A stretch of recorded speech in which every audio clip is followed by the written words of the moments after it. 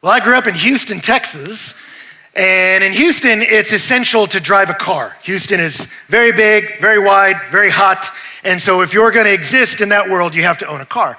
And so growing up for me though, vehicularly speaking, I was a loser when it came to vehicles, right? My first car was a two-tone blue Oldsmobile Omega. It was older than me. I bought it for $60. It would idle at 15 miles an hour. So when you put it in drive, you had to be ready to go.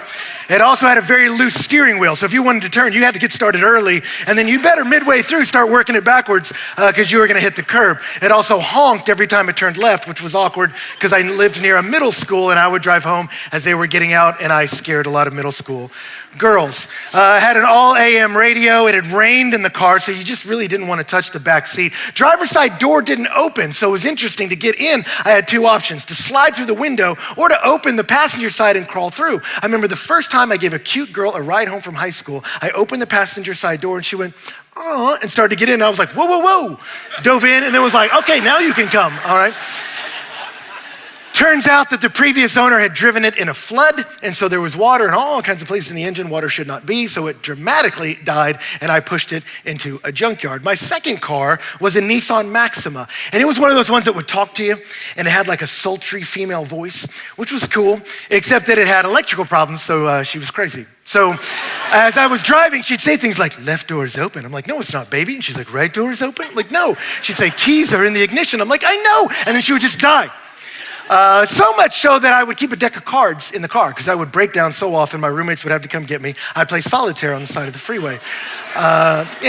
Also, some good friends of mine put some Bob Marley stickers all over it and wrote Dope Smoke Mobile all over my car. So I was repeatedly pulled over and pulled out and searched by the police until finally I just gave the car away to a distant relative. My third was a Buick that was as wide as it was long. You could literally lay across the seats of the Buick and not touch both doors. It was incredible. I parked it in a parking lot where some youth decided to beat it to death with bats. The police towed it and sold it in an auction. My fourth car was a minivan we called the Humility Mobile because I lived along this strip in Houston where people would take their cars and drag race. And so young guys were always there. They'd hit stoplights and they'd rev their engines and look. And I would always pull up in my minivan and they would look over, and when they saw a guy their age, I can't tell you how many times I saw a guy look over and then just turn away in disgust, like, I can't look upon you. Right? And it started to die. Now in all this, let me say that I was not a victim. I was terrible with cars. I never took care of them. I had inherited that. My dad was terrible with cars, would trash them. I got all that and would do the same, but it was a mess. And so by this time in life, I was a youth pastor and the Humility Mobile was dying and I was trying to grow a youth ministry and I needed a car and I was in jeopardy, right? And so I remember one day I was in my office and a woman came up to my office that I didn't know. And she walked up and she said, hey, I would like to give you my truck. And I said, by give, you mean like a payment plan? Because I'm a youth pastor. I don't know if you noticed that. I get like paid in cheese sandwiches. So I just don't know that that's really gonna work. And she said, no, I just wanna give it to you. Do you wanna see it? And I was like, yeah, sure, let's do this. And so I walked downstairs, walked out into the parking lot, and there was a brand new Dodge Ram 1500 with, all leather seats, wood grain interior, bright arrest me red, electric, everything. And I just walked up and I was like, is this a joke? I'm like, what is it? Is there like really a rusted out truck? Be like, not that one. And there's like a dirty rusted out one behind it. I'm like, you can't be serious. And she's like, no, I'm serious. Would you like to drive it? And I said, I can't. Because I'm trying to hurry up and finish out stuff because I was on my way to Italy, which suddenly made me feel like I lived way too charmed a life. I'm like, I can't take the free car. I'm on my way to Europe, love. But I was like, no, I can't right now. Like, I have to go. And she was like, well, just call me when you get back and I'll give you the truck. So I got back, and I'll tell you, it was the weirdest phone call I've ever had to make. I don't know if you've ever been in that situation where I'm like dialing a number of a lady I don't know, and I just kept expecting to call and be like, hi, I'm calling about that truck you're gonna give me. And they'd be like, what are you talking about? I'm like, I don't know, I'm sorry. Prank caller. Just hang up and be like, yeah, it was weird from the start. And just kind of, that'd be it. But I called her, and she said, oh yeah, meet me at the State Farm insurance. So I drove to the insurance place, walked upstairs. She was already sitting there. Paperwork was all filled out. So I walked up and the guy said, hey, sign here, sign here. And he's like, okay. She handed me the keys, the title. She said, the truck's yours. And she got up and she started to walk out. And I stopped her. I was like, wait, I don't even know how to say thank you. And she said, that'll work. And then she left. So I went downstairs and I sat in my brand new truck. And I remember that when I first sat in it, a couple thoughts landed on me. Number one was how undeserving I was.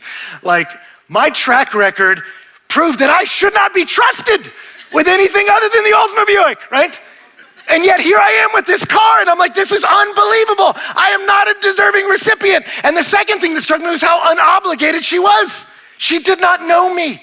I didn't leave her to Jesus. I didn't save her life. I didn't rescue a loved one from a fire. And I got to know her later, and the more I got to know her, the more I realized there was absolutely no connection between Ben's activity and her gift. It made no sense. And the third thing that hit me was how unbelievable the gift was.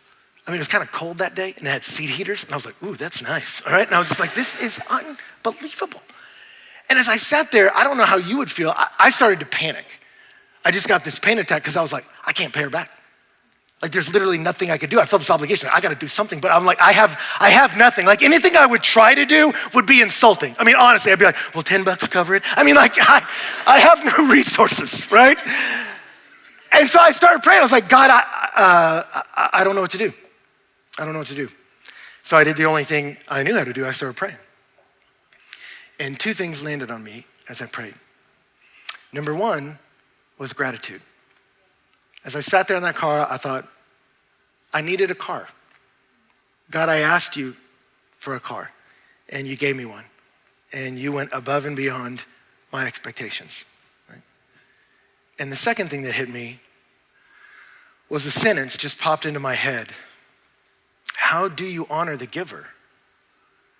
And I thought, the way you honor the giver is to enjoy the gift.